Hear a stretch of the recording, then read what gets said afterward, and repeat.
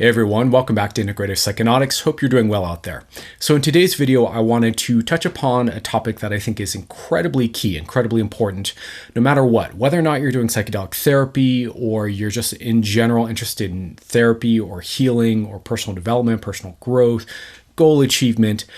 This theme that I want to talk about today, which is the theme of reactivity and not allowing reactivity to dominate our lives, is an absolutely central key theme. So let's talk about it. Okay, and just a real quick kind of caveat here. I just want to be upfront with you guys. I'm a bit underslept today, as sometimes happens. And so when that's the case and I'm shooting a video, I am prone to ramble a little bit more. So if you're one of these people who is kind of more frustrated, irritated by verbose, long-winded videos, this may not be the video for you. I'm going to do my best here to try to keep it tight and to the point because it really is a very direct, straight up kind of transmission I want to share here, but I just thought I'd give you a heads up. So if you need real kind of tightly paced videos, as important as this message is, this may not be the video for you. So with that being said, let's go ahead and start to unpack it here. So one of the most pervasive problems that you see across the board, whether, if you're a coach or a hypnotherapist or a therapist or psychiatrist or anybody working to serve other people in terms of improving their lives, one of the most common, universal, pervasive issues at the root of most people's issues, if I'm going to be honest here, is some flavor of reactive thinking or overreactivity or what would be called abreaction in the psychology and the therapy world, defining the person's experience and defining the person's kind of dynamics inside of which they're having this issue kind of loop and repeat itself and be a presence in their lives. And so I wanted to just kind of highlight this and bring it to your attention. And my message to you here is really, really simple. If you want to improve your life, if you want to be happier, if you want to be healthier, if you want to be a more conscious, more self-authored human being who's not running on your conditioning from the past, you need to start to look at yourself and track all the places in your behavior, in your thinking, in your emotions, where you are coming from reactivity and overreaction. Okay? This is one of these skills and one of these fundamental things that to me seems quite frankly a bit obvious. Like we should all kind of gather that when we're thinking from a reactive mindset, that it's generally going to get us worse results. It's one of these things, we see all around us. If you just look at anybody around you who's kind of, making bad choices, doing self-destructive things, almost invariably, there's a high degree of reactive thinking involved. We kind of all know this intuitively, and yet most of us haven't really bought in to the reality that we need to be tracking this inside ourselves. And this is kind of personal development 101 as far as I'm concerned, that we need to be really, really self-aware and continuing as a practice, as an ongoing thing that we do in our lives, to track where reactivity defines our thinking, our choices, our behavior. Because the truth of the matter is, when we're reactive, we are ruled by emotion. We are not coming from our wholeness. Generally, we're going to make less well-informed decisions, let's say. And generally, the outcomes that come from reactivity are just destructive, don't serve us, keep us stuck. Generally, they're worse outcomes, if I'm going to be honest here. So there are a couple different layers to this, a couple different levels of this that I want to just kind of share that I observe here.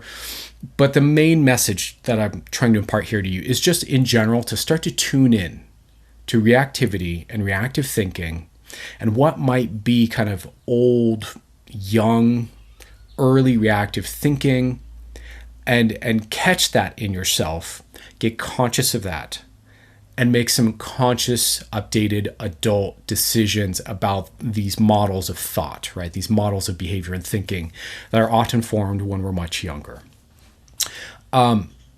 This is, when I'm working with someone and unpacking the issue, almost always a piece of the puzzle, if not the core piece, if not the thing that's really causing the whole issue to stay there.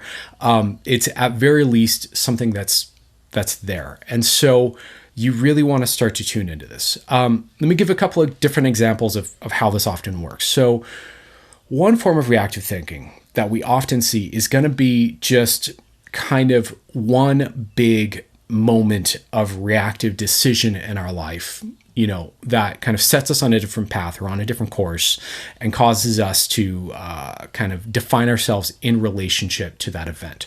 So, for example, let's say a kid was bullied in the schoolyard and the kid was kind of smaller, felt more vulnerable, bullied by a larger kid.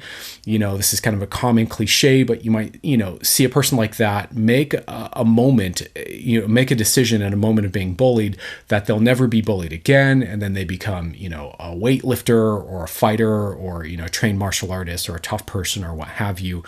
And that becomes one of these defining decisions, right? This reactivity becomes a defining decision. But the thing is, it's single instance in a lot of these cases. It's like one acute, intense moment of something not feeling right ends up driving a person to then kind of go down a different path, right? And we all do this, and this is a part of being human. And that's one level of it, right? And to a certain degree, sometimes we have to kind of let the chips fall where they may with those kinds of decisions and kind of how that shapes how we see ourselves or how we see our relationships or the world around us, and the choices we make in terms of how we spend our time kind of coming out of that, right? But another level that I see much more often is not just a kind of a conscious choice in reaction to an adverse event, but is the internalization of reactivity itself as a way of navigating life. So let me say that again. We internalize that being reactive is a way to make life decisions overall, right? And I want to just point out that generally speaking, this is a very basic, it's not even just a human, it's a very basic animal strategy for navigating life to avoid pain, to run away from things that are dangerous or threatening or overwhelming, to, be gun shy, and to define our behavior in reaction to what's going on around us in our environment, right?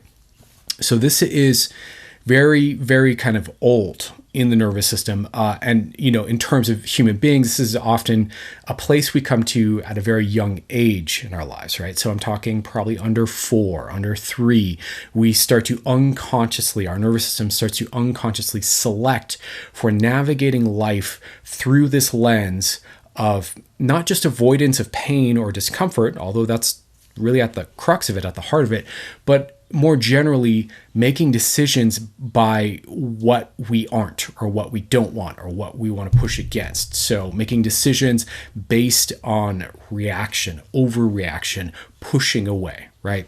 Now, you'll notice that, again, this is a very young strategy. This comes from a place of generally not having a lot of our full rational thinking mind online yet, where we can really maybe take in a larger scope of information, take in a larger scope of the different aspects of our personality, get into a centered place and look at something logically, think something through, take a measured, clear, aligned, clear choice. So to me, that would be the distinction here. So for a lot of us, we don't do that, right? We unconsciously have internalized that the way to navigate life is just a series of reactions to whatever happens around us, whatever the context or the situation happens to be around us. And we define ourselves. We define our self-concept, who we think we are, what we think is true about me, I, self-concept, based in reaction, right? And this, is often what's feeding the issue. Whatever the issue is in your life that you want to overcome and you want to transform and you want to heal, look at how there might be conscious or unconscious reactivity built into it. Look at all the places in your life where you allow yourself, it's an indulgence, right? That we indulge in this automatic processing of fast decision making by being reactive, right? And look at the results. What are the implications? What are the things that come down the line from such decision making? So, yeah, this is huge. if you want to really set yourself free, if you really want to feel peace and wholeness and well-being, you have to put down reactivity as a metric or a lens through which you make decisions. Why? Because reactivity, again, doesn't account for your wholeness, doesn't account for your value system necessarily, doesn't account for necessarily the wisdom inside of you, doesn't necessarily account for time, right? What happens, sometimes we make an impulsive decision that works in the short term, but really doesn't in the long term, right? So we're not taking into account this larger picture of ourselves and our lives and our relationships and all of that, who we are in our core. Generally, we're not aligned into a higher functioning place when we're being reactive, and therefore we don't have freedom. And if we're cut off from our freedom, then we're really cut off from our real power and our real ability to choose and our real autonomy. We're actually mindlessly operating on an automatic operating system rather than consciously navigating life, right? And so that becomes fuel for the anxiety, the depression, the anger, the fallouts in relationships, the trauma patterning, the blah, blah, blah, blah. A lot of that is built upon this fundamental kind of action of reactivity. And so you really want to start to track where in yourself you're reactive and get conscious of it, get aware of it. Start to, instead of making excuses for it, oh yeah, this is, all about, we can rationalize our reactivity all damn day, right? That doesn't make it healthy or good. Okay, let's just get real about that. Instead of rationalizing it, instead of like trying to defend it, instead of trying to make excuses for it, and this is shit I see and hear all the time as a coach from people, right? People come to me and they want to work on something. And they've got all kinds of reasons why and all kinds of excuses why they're avoiding the thing that they need to heal but they don't want to work on, or why they keep making these impulsive decisions. None of that ends up working out from what I see over and over and over and over. I mean, I've obviously done this in my own life. I've seen this in tons of friends and family members and loved ones. So I just wanted to point this out to you. It's astonishing to me, to be honest, that this is a blind spot for so many people, but it is a blind spot for a lot of us. So if that's you, one of the first places that you can start to build a better life, take up, self-ownership, really start to change and improve the quality of your living is to track your reactivity and make a clear decision and agreement with yourself that you're going to, anytime you're noticing yourself tending to want to make an automatic response, slow down, get conscious, get more whole, stop getting so carried away in the momentum of whatever your reaction is, process what's actually going on inside of you, process the whole experience, and make a better decision. The irony here is that when we make really clear decisions, sometimes it requires a little slowing down at first to learn how to track everything that's going on inside of us. But when we do this over time and we get good at it, you can actually track and move into your wholeness and move into conscious decision making very quickly. Almost as quickly as being reactive. And you get the full benefit of your wholeness available to you to make much more powerful, aligned, healthy, positive decisions. And the irony there is that over even the medium time span, let alone the longer time span, these aligned choices end up being so much less drama and fallout and complication after the fact most of the time. Whereas when we make decisions based on reactivity, that almost always ends up with a longer tail of fallout and issues and complications and damage to our lives. So that's my message to you. Tune into your reactivity. Do not let your life be defined by your reactivity. Don't let your reactivity from the past define your present or your future. I hope I really can't say that any more clearly. I hope this is direct in a way that helps you and is supportive, because I'm really coming from love and compassion for all of you out there. So thanks for watching. Much love to you all.